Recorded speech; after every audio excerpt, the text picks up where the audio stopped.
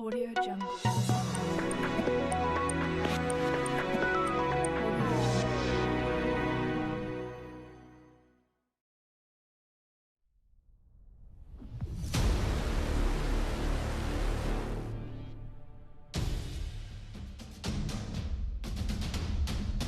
Ukrainian authorities say that Russia has launched a much-anticipated new offensive in the country's eastern Donbas region. Russian heavy artillery barrages, as well as potential airstrikes, have been reported on almost all fronts today, from Kharkiv in the northeast to Mykolaiv in the south. A senior U.S. defense official said earlier in the day that Russian forces would rely on artillery, as well as heavy armor, for this new phase of the operation due to the flatter terrain in this part of Ukraine, which makes it more advantageous for traditional mechanized operations. This is something the war zone explored in detail last week.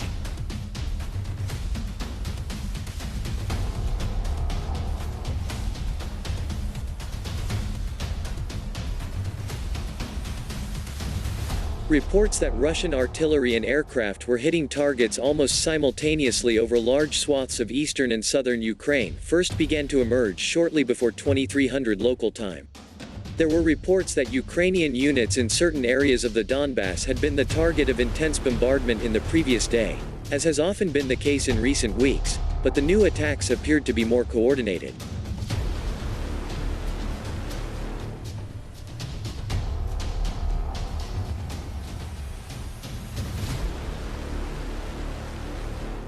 Since late March, there have been growing indications that the Russian military has been repositioning, resupplying and refitting units ahead of a new major offensive focused primarily on securing all of the Donbas and potentially aimed at dividing the two countries to a wider extent. The Russian Ministry of Defense more or less said this was the plan on March 25, when the first phase of operations in Ukraine was declared over. Since 2014, the Russian government has been actively supporting separatists in the two breakaway republics in the Donbas region, officially recognizing the Luhansk and Donetsk People's Republics as independent states ahead of the all-out invasion in February.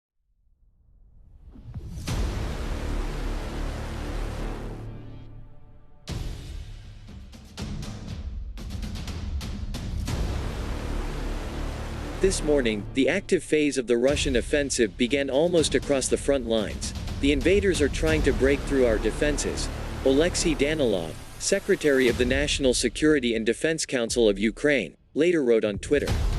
Our military defense, we don't give up our territory.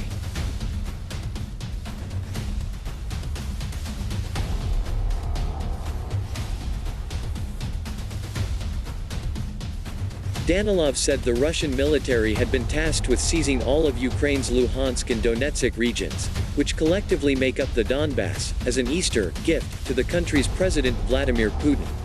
Easter Sunday in the Eastern Orthodox Church falls on April 24 this year.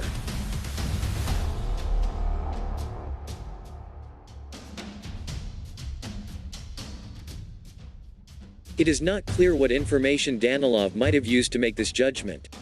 There have been reports in the past that the Russian military may be scrambling to achieve some sort of major victory in Ukraine in early May, ahead of the annual anniversary of the Soviet Union's defeat to Nazi Germany during World War II.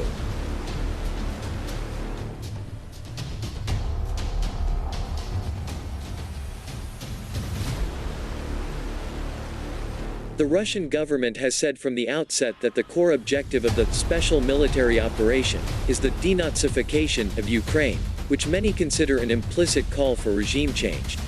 In response to all this, Ukrainian officials say that an invasion of Russia is equivalent to, or even worse than, occupation by the Nazis.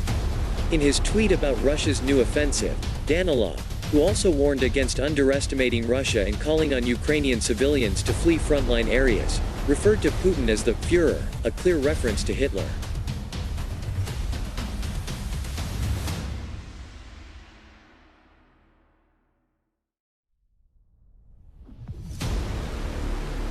Danilov also said that he could not confirm that Yevgeny Prigozhin was in the Russian-occupied Donbas region.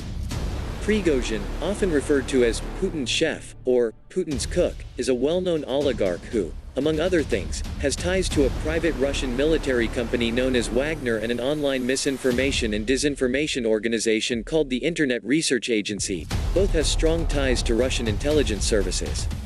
Wagner has been active in the Donbas from 2014-2015 and reportedly began deploying additional elements to the region in March. Ukrainian President Volodymyr Zelensky then made a televised address in which he announced that Russia's long-awaited attack on the Donbas had begun. "We will defend ourselves. We will fight," he said.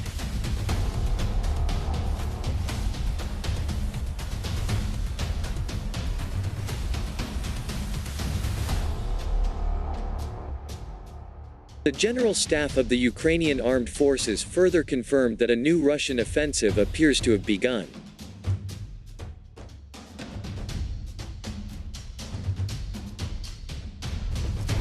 How Russia's offensive in Donbas, as well as other areas of northeastern and southern Ukraine, will now proceed remains to be seen.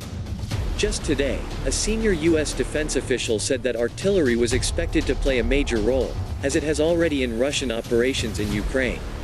That individual said Russia's military could be expected to rely more heavily on armored forces, which could seek to take advantage of the flatter and more open terrain of the Donbas region.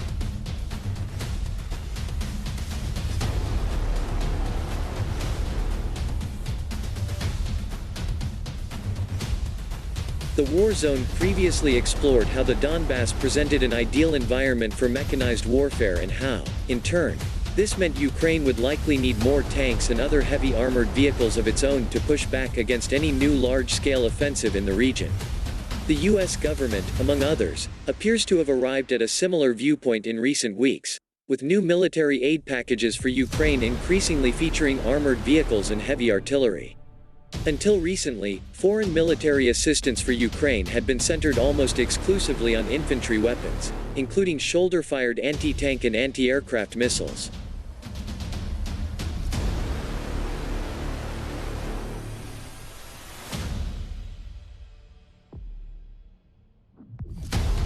At the same time, Russian forces appear to have tried and failed to break holes in a portion of the Ukrainian front lines in and around the Donbas region recently. Russian advances in Ukraine have already been hampered for weeks by a mixture of poor leadership, low morale, and logistical failures, among other things. Russia's military recently appointed a new commander to oversee all operations in Ukraine, Alexander Dvorokov, who has extensive, if controversial experience leading forces in Syria, with a clear eye toward trying to turn things around.